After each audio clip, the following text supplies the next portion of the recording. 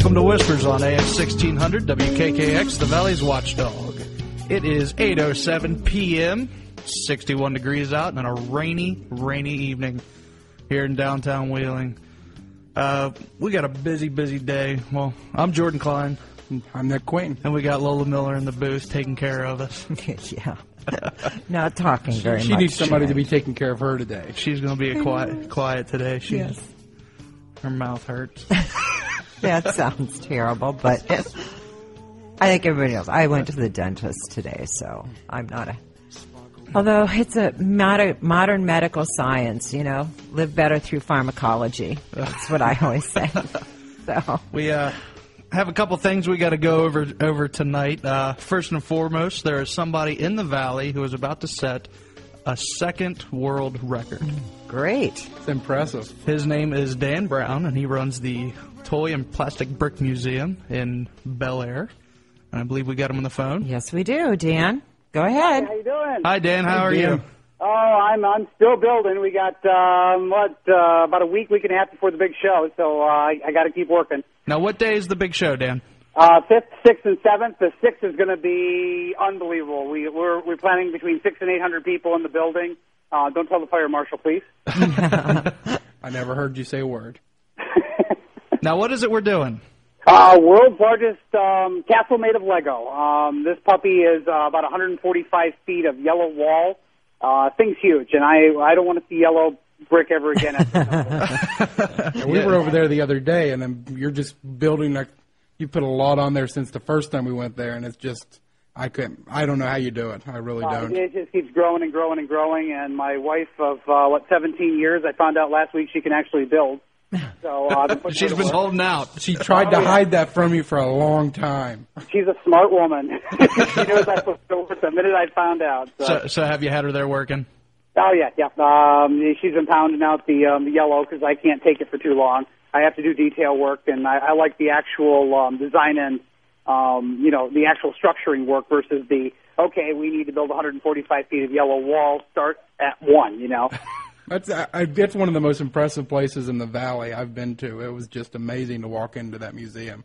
Oh, we're trying. Again, it's an undulating, growing phenomenon, and we've got 3 clubs helping us build. Not this project yet, but we're going to be having 800 of our closest friends coming in to help us create this really cool, just huge thing in our building. Now, Dan, this is a really big event. Is everybody in the Valley welcome? Like, can people come and help you? Oh, yes. In fact, we dropped off over 1,200 coloring sheets.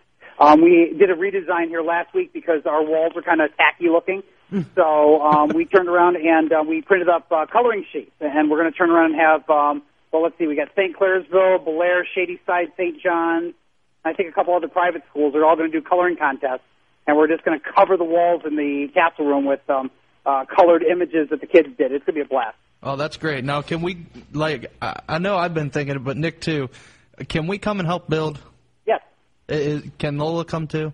If she wishes to, but I don't know. She just had dental work done, so I don't know if she really want to. She might not be happy enough to play with Legos. Yeah, very, very possibly not, yes. Well, thanks for the invitation, Dan. Be a kid again. Come on. Oh, I know. And believe me, I'll start feeling better now. When is this event? The 5th, 6th, and 7th of September. The 5th, we're hoping it'll be a little bit calm so we can actually get all of the quote-unquote professional builders to actually get everything straight. The 6th is going to be a zoo, and then the 7th is going to be kind of the clean up, fix up, and make it look a little bit more professional than the scattering of bricks that I got a feeling it's going to turn into. Yeah. Because, we've got teams, but it's just too many people, which is great. I love having a lot of people, but when you're trying to make something that looks good in a permanent scale, you got to spend a little bit of time afterward cleaning it up and, adding roofs and making things look nice. And, you'll find nice missing heads and other things that you kind of, if they've lost the head, at least you can find it on the ground somewhere, so you add the head, Now, is there a website? We did some looking. Is it Brick Show 2008? Yeah, the website for the actual event is brickshow2008.com. Okay. Our normal website is www.brickmuseum.net. And that has pictures of a lot of the things that we're having, normally. Okay, now tell us about the museum. Is this open to the public? Is there a charge to get in? And what are the hours? Oh, we've got 5 minutes, so I can't prattle on and on and on. I know. Hours, but, go ahead. Yes. I'd love to. Open to the public. Yes, there is an admission charge that basically gets refunded back into bricks. So the more people that come, the bigger this museum gets. Wow, that's cool. That's great. $8 for adults, $6 for kids, and it's worth every penny. And every penny, like I said, goes into either payroll, labor, or heat, or Lego. It's all we're a pending nonprofit, and basically the whole place is just the more money we get, the bigger it gets. That's great. What are the hours? Right now we're on Wednesday through Sunday from 12 to 5, Saturday from 10 to 7. That's great. Right. I've driven past there. I really need to get in there. 36,000 square feet. Everyone keeps thinking it's like this little room filled with Legos. This puppy's huge. Oh, it's amazing to walk into. Darth Vader just blows me away. Life-size Darth Vader. Spider-Man is amazing. Spider-Man. I even like the if you go downstairs, the lifeguard with the lobsters on the bottom and that big frog in the middle. I mean, that thing's sweet. And it's all like life scaled. It's all like 3D. It's not just like a little picture of a Lego. Yeah. It's took a lot of time to go into this. So anybody in the valley, it's definitely worth going to. Oh, and I mean, last year's world record is still there. Everyone thinks there's a carpet on the gymnasium. It takes up the entire gymnasium. Yeah, it's huge. I mean, it's huge. Huge. My gosh, I've got to stop by in there one day. Oh, we've had senior groups. We've had schools come through. For a beginning business, we're doing very well. If you got any millionaire listeners, though, a large donation or endowment fund would definitely help us. As it would, I'm sure, your radio show. Yes, keep plugging there, Dan. If anybody wants to donate, we'll split that, I guess. Oh, BYOB, bring your own brick. I mean, if you have any excess Lego stuff that you want to donate to the museum, it'll get used for projects. Or if you want to bring it during the show and build yourself and leave your stuff there, I mean, become part of history. I mean, we're really, really, really into putting Bellaire on the map. And like I said, we're already in the Guinness Book of World Records for last year's image. We're going to be in the Book of Alternate Records this year, and then next year, if we can raise enough money, we're gonna beat the tallest. And Lego's not real happy about it, but we're gonna do it anyway. Well, good for you. Awesome. Well, we'll have you back on next week for a longer time and learn a little bit more about what's going to happen and a little more about the museum. How about that? Oh, that'd be great. I'd love to talk to your listeners. And again, you guys have been and seen the place, and you see what we're building, and you see how it's getting bigger and bigger and bigger. And I mean, every week you show up, there's something different. Oh, and that's very true.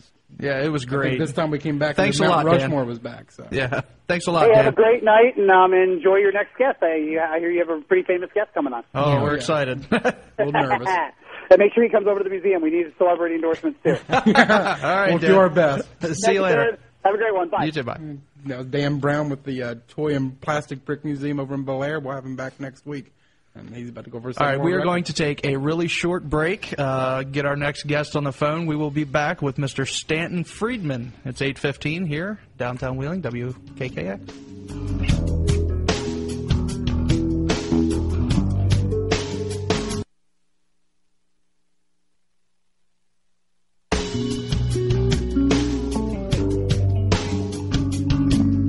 Welcome back to Whispers on AM 1600 WKKX, the Valley's Watchdog. It is now 8:18, 61 degrees here in downtown Wheeling. Our guest tonight is Stanton Friedman. Stanton is the most outspoken and best known and most trusted scientific ufologist in North America. He was employed for 14 years as a nuclear physicist on many advanced nuclear and space system development programs for such companies as General Electric, Westinghouse, and General Motors. Since 1967, he has been lecturing on flying saucers throughout the world. He has co-authored books, Crash at Corona, The Definitive Study of the Roswell Incident, and has published more than 80 UFO papers and appeared on hundreds of radio and TV programs. Stanton is also the very first civilian investigator of the Roswell Incident. Are you with us, Stan? Yes, I am. All right. How you doing, Stan? I'm doing great in beautiful Fredericton, New Brunswick, Canada, capital of the Picture Province.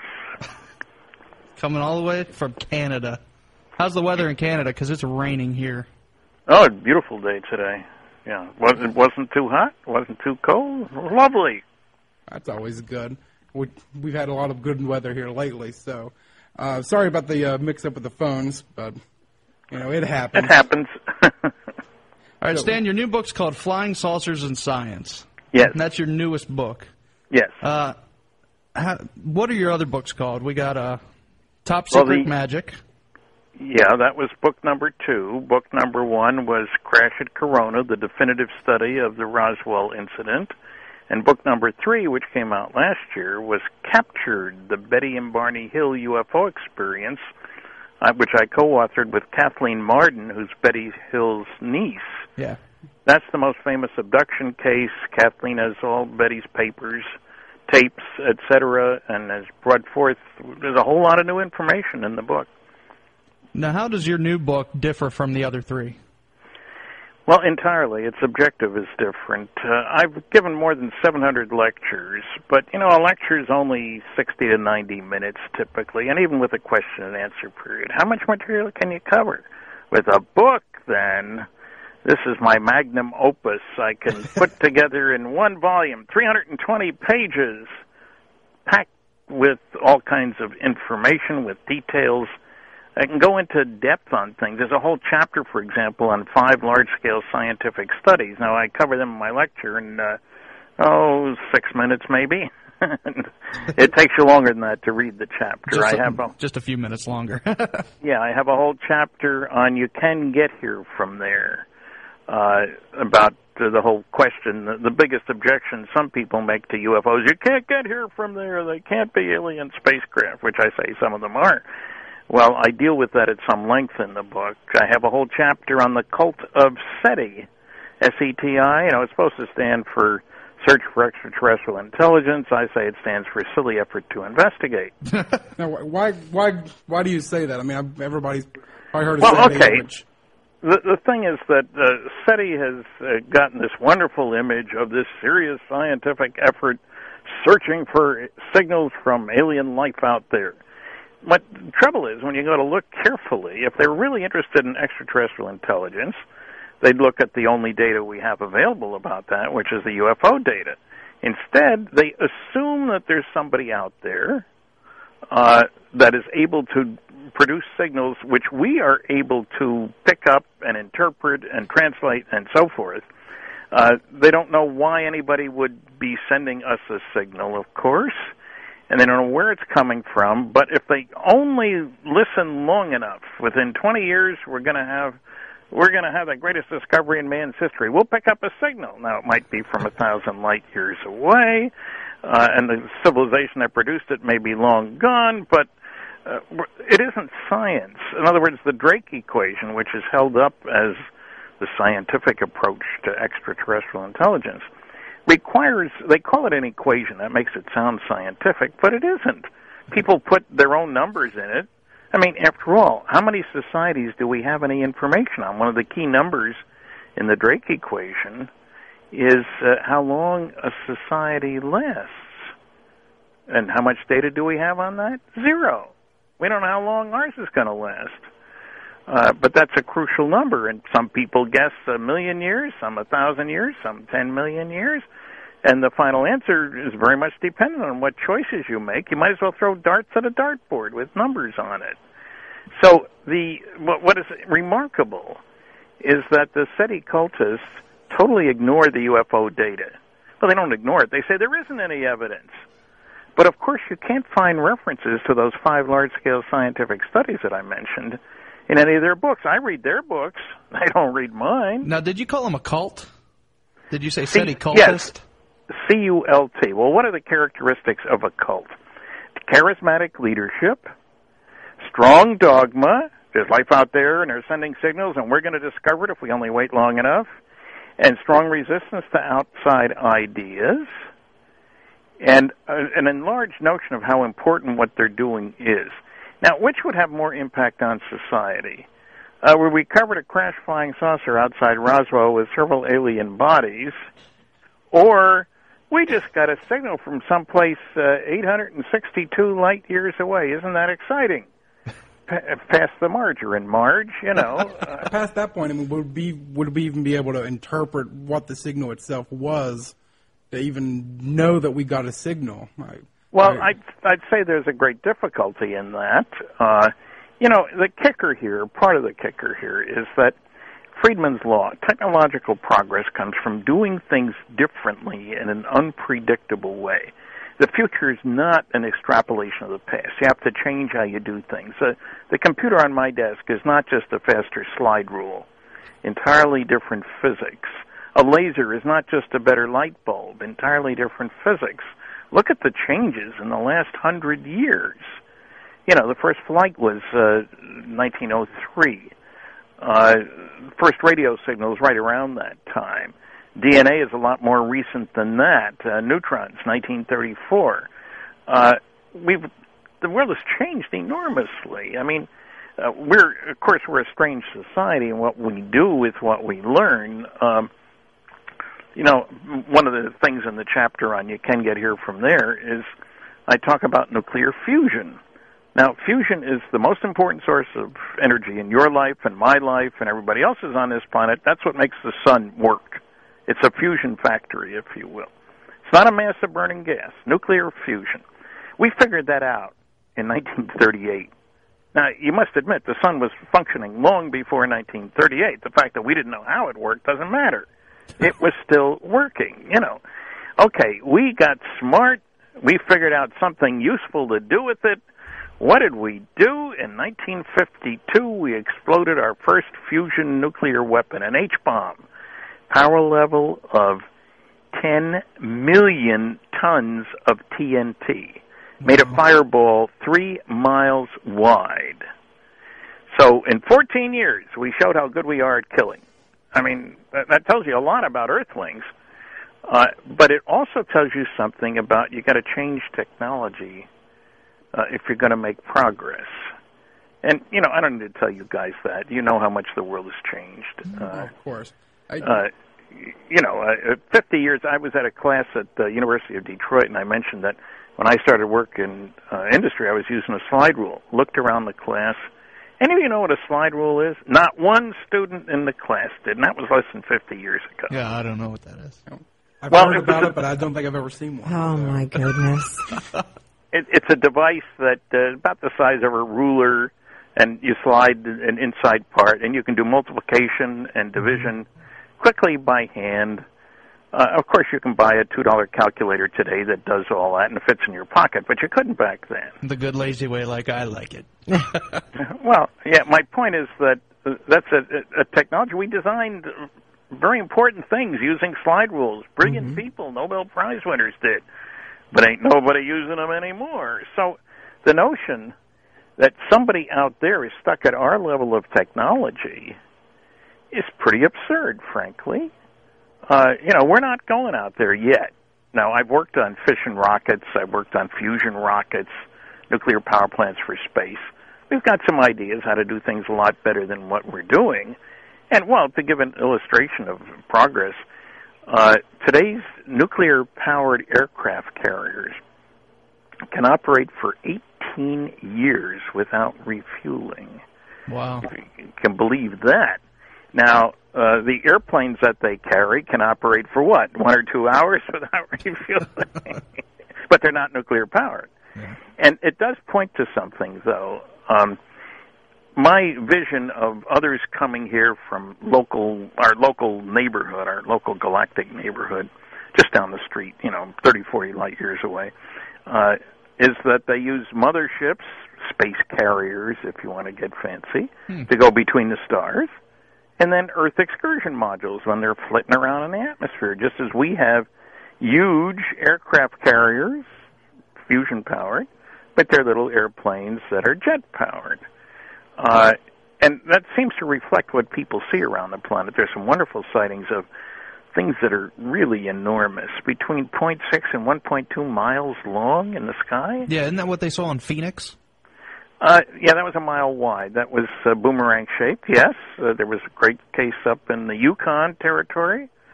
33 witnesses in groups of 2 and 3 interrogated by a civil engineer who managed to do a triangulation and 0.6 to 1.2 miles. Anyway, that's much bigger than the little ones that land. And, one of the things about people saying there is no evidence. Now, most people believe in UFOs. Don't let me give you the wrong impression. But most people believe that most other people don't. so they act accordingly. I asked a class of students, I said, I want to get your opinion, not those of your neighbors, so please close your eyes, vote with your hands, and your instructor and I will count the votes. 80%, to make a long story short, 80% thought that most people didn't believe any UFOs were alien spacecraft. But 80% of that group did believe that some UFOs were alien spacecraft. The point is our behavior. Will you report a sighting? Will you teach a course? Will you have a PhD thesis done about UFOs? There have only been 10, and there's plenty of room for a lot more than that. Those are all dependent on your perception of how other people are going to respond. Mm-hmm.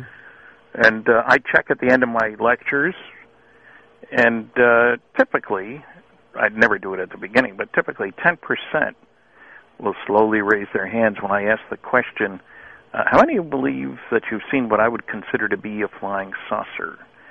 And the hands go up. They know I'm not going to laugh. Lola's raising her hand. Yeah, Lola I have. I know that's what I saw one night. I'm well, convinced of it.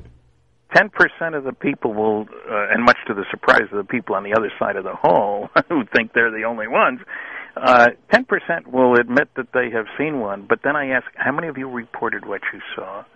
90% of the hands go down. Wow. And I do go a step farther than that. I said, how many of you were in the military at the time? There's still some hands. Want to tell us about it? I get some great lines. I do that. One guy in front of 1,300 people at East Texas State University said, I can't. They told me not to say anything, which was a wonderful line. So what I'm saying is the real world of what's going on is very different from the popular misconceptions foisted off on us by the nasty, noisy negativists and fossilized physicists and ancient academics who do their research by proclamation, who follow the basic rule that what the public doesn't know, I'm not going to tell them. And if you can't attack the data, attack the people. Well, that's a typical response from anybody that's in a position like that. You know, if you can't argue the point, you try and dismiss the person that's making it. Yeah, well, you can dismiss these techniques work for dismissing any not quite so popular notion, whether it's ghost or anything. You know, what the public doesn't know, I'm not going to tell them. Don't bother me with the facts. My mind's made up. If you can't attack the data, attack the people, and do your research by proclamation. It works all the time, unless you got somebody around like me to say, "Hold it, buddy."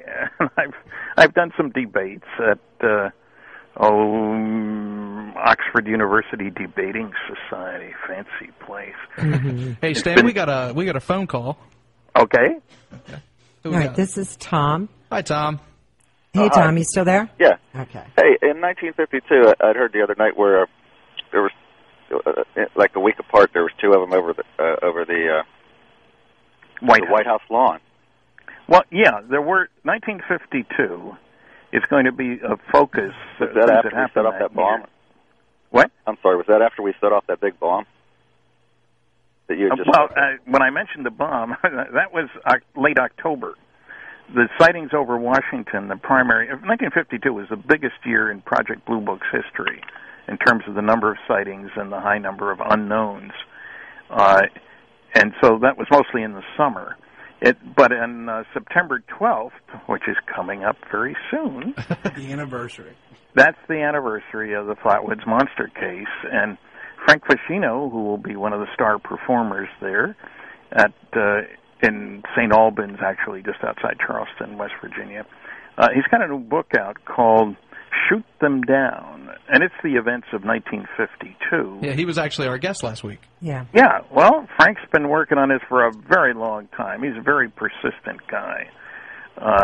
He's not married. He doesn't have any kids. He can afford to do this kind of stuff, you know.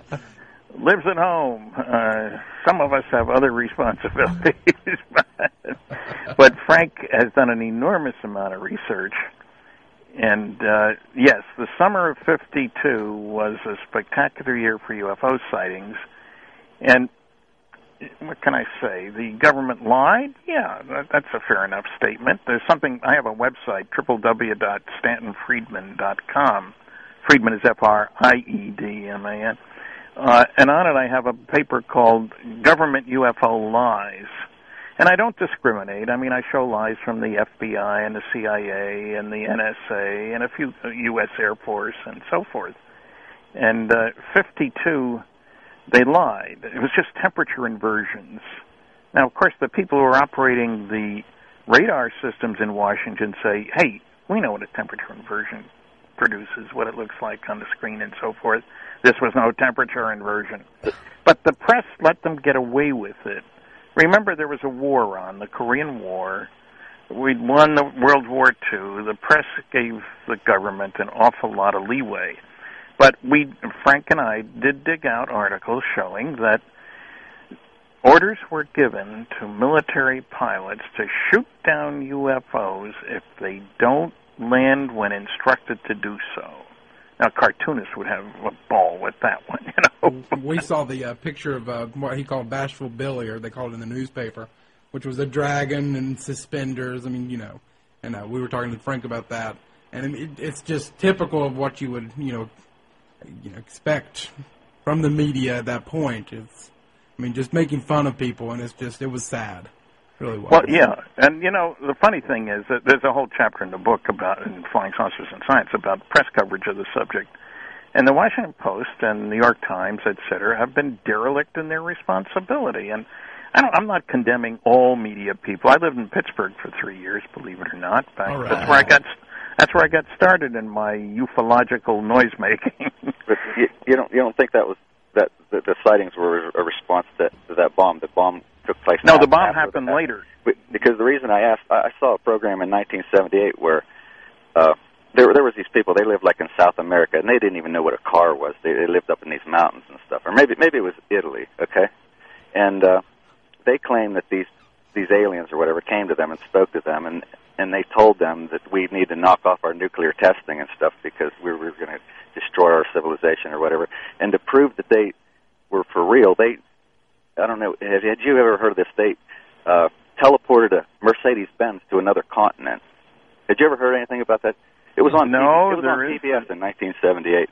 There is the so-called Philadelphia experiment where supposedly a ship was teleported from Philadelphia to Norfolk and back. I understand that with Tesla and everything. No, not Tesla.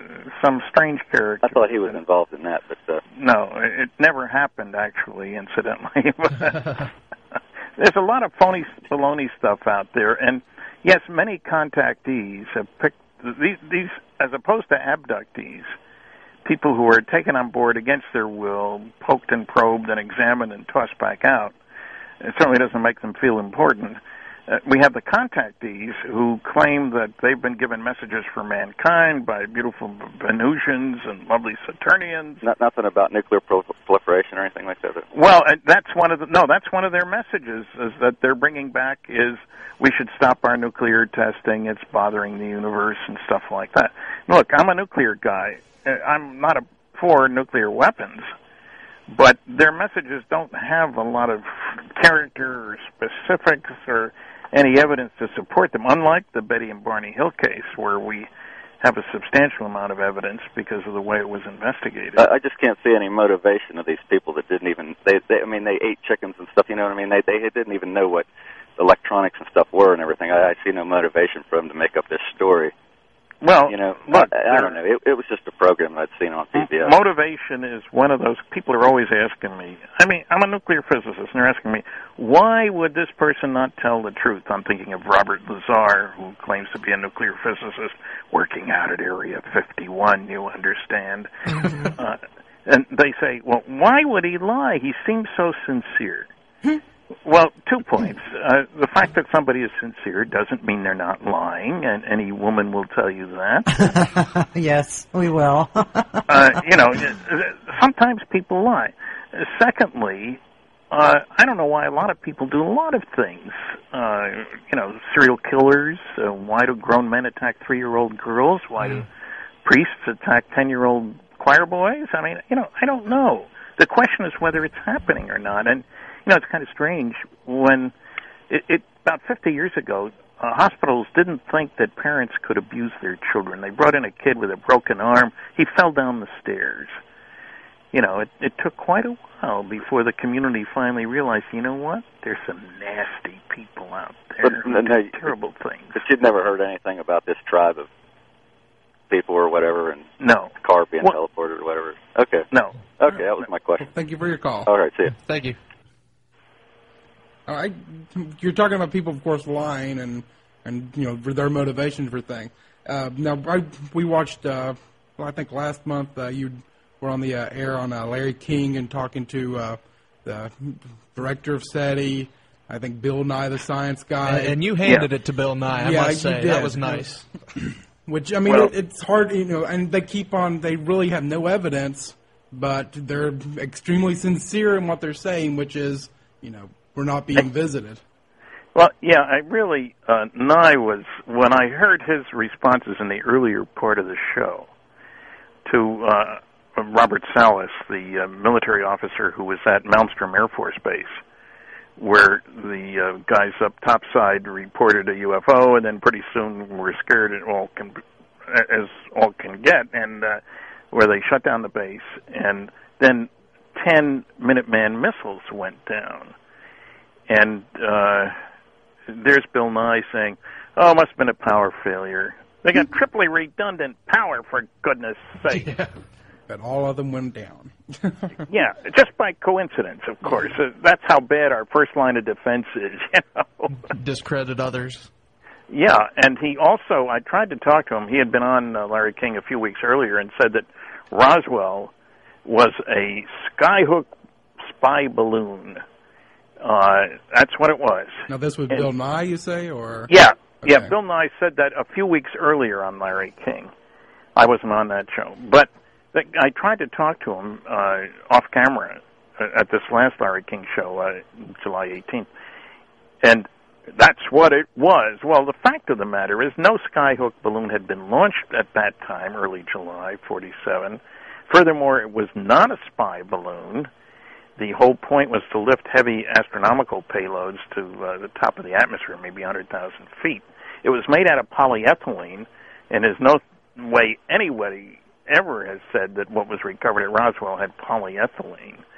The mogul balloon explanation, at least those were standard neoprene balloons, 3 foot or more in diameter. The polyethylene balloons were huge. Yeah.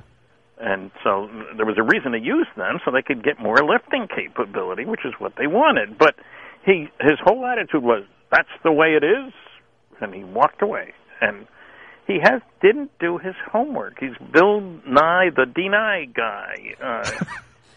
I don't like to make fun of people, but I get really irked when people try to pretend to be scientific about something about which they know nothing. True. And, at least with Seth Shostak, who was also on the show, and Seth and I each gave 3 lectures on the last westward voyage of the Queen Elizabeth II back several years ago. And we attended each other's lectures. We were cordial to each other. We were gentlemen. But then we debated on Coast to Coast Radio, a program you may have heard of on occasion. Oh, of course. Yeah. I think I've heard of it before. Yeah, I got 57% of the vote. He got 33%. And 10% said, I don't know who won. But the kicker is, in the course of my lecture, I mention these 5 large-scale scientific studies. I show a slide, tell what's in it. And then I asked how many people here have read it. And he didn't raise his hand one time. And he still hadn't read any of them when we did the debate. Now, are these the 5 things that's in your new book? Are these the same? They're in the chapter about the evidence. Yeah, Project Blue Book Special Report 14, data on only 3,201 sightings done for the Air Force, and about which the Secretary of the Air Force lied through his teeth. The second is congressional hearings of 1968, testimony from 12 scientists. I was the youngest and the only one without a Ph.D. Who needs a piled higher and deeper degree, The best paper there, incidentally, was by Dr. James E. McDonald, professor of physics, University of Arizona, 41 excellent sightings. The third one is the University of Colorado study's so-called Condon Report. Many people don't realize that according to a special UFO subcommittee of the American Institute of Aeronautics and Astronautics, 30% of the 117 cases they studied in detail could not be identified. Now, let's understand, yes, most sightings can be explained, and most people aren't 7 feet tall, and most isotopes aren't fissionable, and most people don't have AIDS. Does that mean nobody is 7 feet tall? Nobody has AIDS? No isotopes are fissionable? Of course not. You have to focus on what's relevant. A good baseball hitter, gets a hit 1/3 of the time. Would you say he's a lousy hitter because 2/3 of the time he doesn't get a hit? Of course not. If I was talking to you about looking for a cure for cancer, and I tested all these compounds from all over the world, and I guess we don't have a cure. Only 21.5% couldn't be identified. You say, hey, I got cancer. Give me the one that works. What do I care about the ones that don't work? That number's right, incidentally, in Blue Book Special Report 14. 21.5% couldn't be identified, completely separate from the 9.2% for which there was insufficient data. 21.5%. But you know what? The Secretary of the Air Force said in the press release that even the unknown 3% could have been identified as conventional phenomena or illusions if more complete observational data had been available. 3%? It was 21.5%, and they weren't, by definition, the cases for which there wasn't enough information. So this is the kind of thing that gets me teed off, frankly. I'm getting old. I'd like to see people pay attention to the facts, the data, etc. Two other sources of information, Dr. J. Allen Heineck's book, The UFO Experience. He was the head of the Astronomy Department, Northwestern University, the Air Force Project Blue Book scientific consultant on UFOs for 20 years. I think he ought to have something worthwhile to say. And a report, The UFO Evidence, by Richard Hall, which had data on 4,500 cases, of which 746 couldn't be identified. And so there is solid information out there. And when anybody tells you there's no evidence, what he means is I'm too darn lazy to look at it because, and here I've named a new medical syndrome, the David Susskind syndrome. David, years ago, used to have a talk show on television. And he wanted me to help him out. They were going to do a show on UFOs and get him some good witnesses and a whole bunch of things. And I did everything they wanted. They brought me in from California to New York. And it was interesting. Between segments, he says, look, I read the New York Times. There's nothing in there that says these things are real. But it's true, there isn't. And here's the syndrome. I take great pride in knowing about what's important in this world. And if aliens were visiting and the government covering up, that would be very important. But if it were, I would know about it. And I don't, so it must not be real, and I'm not going to waste my time looking into something that doesn't exist. A self-fulfilling prophecy. And that was actually said? He actually said that? Or? No, he didn't. He did say the first part, that there's nothing in the New York Times that says they're real. So I'm creating the syndrome because I've seen the same thing from people. If it were true, I would know about it. I don't, so it must not be, and don't waste my time, Now, you call the entire cover-up and everything about all this with the government the Cosmic Watergate. Yes. Now, can you kind of describe what exactly you mean by when you say, the Cosmic Watergate? Well, the political Watergate was a splendid example of government people lying. President Nixon. As a matter of fact, because of his lying, he resigned, the only time a president's ever resigned. So a political Watergate was a big deal, the government not telling the truth. Now, the Cosmic Watergate is the government not telling us the truth about flying saucers, the cosmos. Now, do you believe that the government would really keep secrets? Of course I do.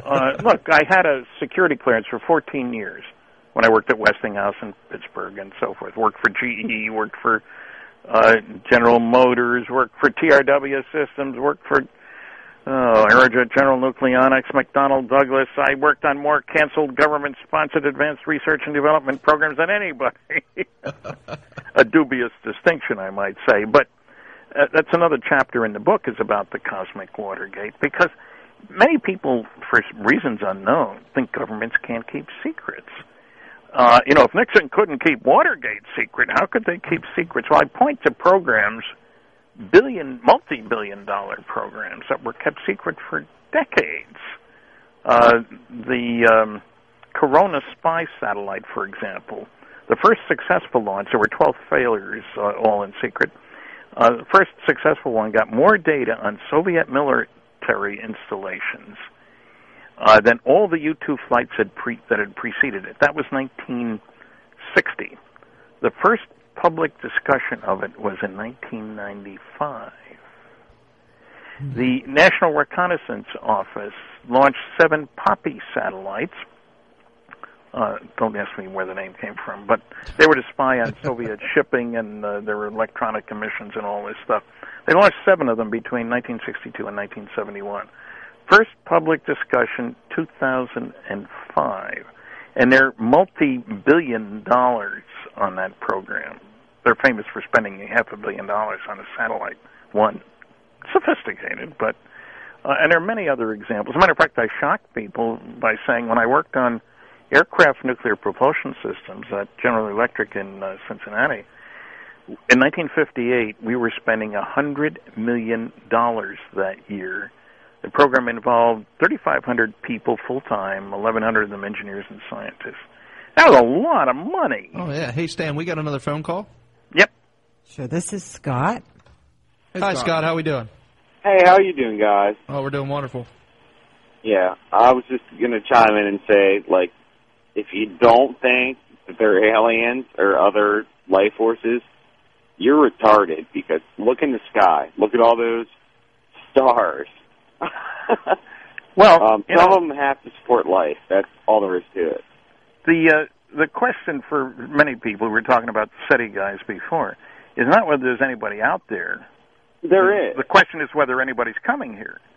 And so, yeah, I'm certainly in agreement that there's guys out there, because if there weren't, there couldn't be anybody coming here. And the evidence is overwhelming that our planet is being visited by intelligent... Oh, I know it is. I was out in the country probably 10 years ago, and we saw a light shoot straight up and go straight out. And where are you from, Scott? I'm from Wheeling. Well, everywhere that I go, there are sightings, and sightings are common.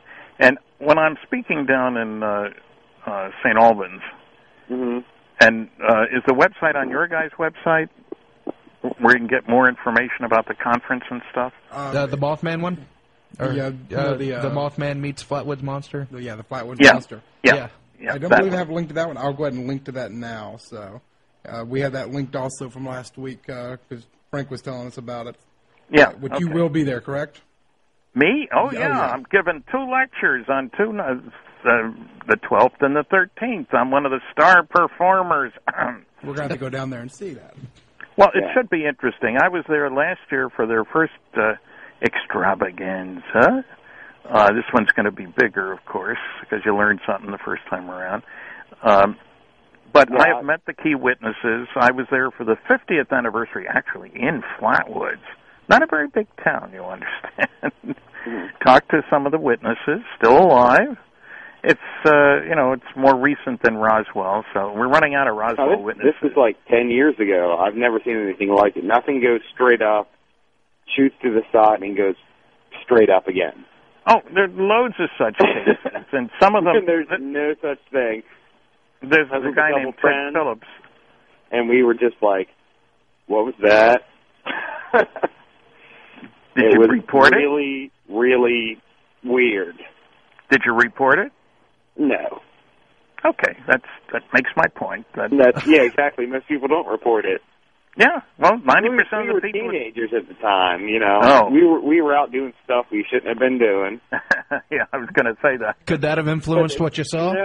No, we were like a couple beers deep.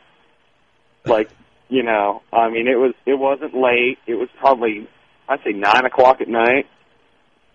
Just like after dusk, it was dark. It was in, I'd say, early September. And I've never seen anything like it. It went straight up. It was a light. It went straight up, went to the right, and went straight up again, and it was gone. Oh. Well, there's a guy named Ted Phillips. In like 2 seconds. It was really weird. There's a guy named Ted Phillips who's collected more than 3,000 physical trace cases from 92 countries, cases where the saucer is seen on or near the ground, And after it leaves, one finds physical changes, the equivalent of burn circles, burn rings, landing gear marks, footprints.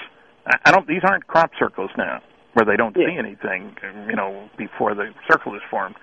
But, you read the first 200 of these, and it's dull. The same darn thing is happening all over the world. And about a sixth of these cases, beings are seen.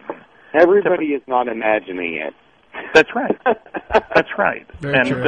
And if I wouldn't have seen it, I wouldn't believe it.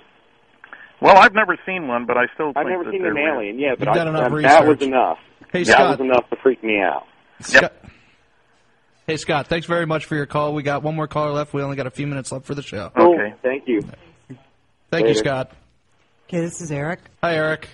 Hey, Eric. Hey, what's going on there? How we doing?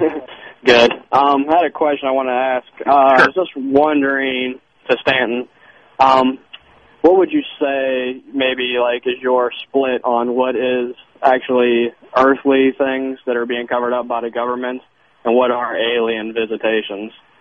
Well, certainly the government covers up plenty of things. What I'm concerned about is the craft that are clearly manufactured, not just a light, whose appearance indicates their manufacture, whose behavior indicates they were made someplace other than Earth, because we aren't able to make things that look like that and fly like that. In other words, the ability to go up, down, back, forth, right-angle turns at thousands of miles an hour without noise, without any visible external engines, without any wings, without any tail, without any exhaust. If we could make things like that back in the 40s, 50s, 60s, 70s, we would have used them in the wars that we had. Right. We had a little war in Korea. We had a war in Vietnam. We've had 2 wars in the Gulf. More than 2, but anyway. The reason you build these systems, and I worked on large-scale programs, is for use in military applications. It's not for amusement. It's not for sporting vehicles. And so we built the stealth fighter. It took 10 years and $10 billion, incidentally, and we used it in a war. Of course we did. And so if they weren't built here, they were built someplace else. That doesn't tell us where, how, why. Why don't they land on the White House lawn? Although in the book I talk about reasons for not landing on the White House lawn. It's a no-fly zone. And besides, who said the President of the United States speaks for 6+ billion Earthlings? True. He has trouble speaking for 300 million Americans. Trouble speaking, period. Yeah, that's exactly what I was going to say, Eric. Hey, Eric, thanks for your call, man. Yeah, thanks a lot. Thanks. Have a good one. Okay. I have a quick question. And a lot of people, when I talk to them and they say, "Oh, well, how?" And I know you mentioned this earlier, but they talk about there's no way that they can travel past Einstein's speed of light. Well, these are people who want to use half an Einstein. Yes, the speed of light is a limit, but they forget to point out that as you get close to the speed of light, time slows down for things moving that fast. And how much depends on how close you get, but at 99.99% of the speed of light, and we physicists make particles that go faster than that, 99.99999, et cetera, percent of the speed of light. But at just 99.99% of the speed of light, you can go 39 light years in a little over 6 months pilot time. Now, what's a light year? That's the distance light travels in a year. Light moves at 300,000 kilometers a second, 670 million miles an hour, if you want a number to go with that, in a more practical unit, in other words. It's about 400 million miles to Jupiter, so 2/3 of an hour, roughly, at the speed of light. And so the people who are always saying that you can't do this, you can't do that, my next book's going to be, it's impossible, isn't it? And point out all the stupid things said by smart people. There was a guy, an astronomy professor, of course, who calculated in 1941 that the required initial launch weight of a rocket able to get a man to the moon and back would be 1 million tons. He was off a little bit. The Saturn V that got 3 guys on the moon and back only weighed 3,000 tons at launch, from 3,000 to 1 million, because he didn't know anything at all about space flight. Made all the wrong assumptions. a single-stage rocket, limited to 1G acceleration, much too low in exhaust velocity, thinking that the rocket had to provide all the energy. He never heard of cosmic freeloading. We use it all the time. Yeah. We fire to the east near the equator, that's at 3,000 miles an hour.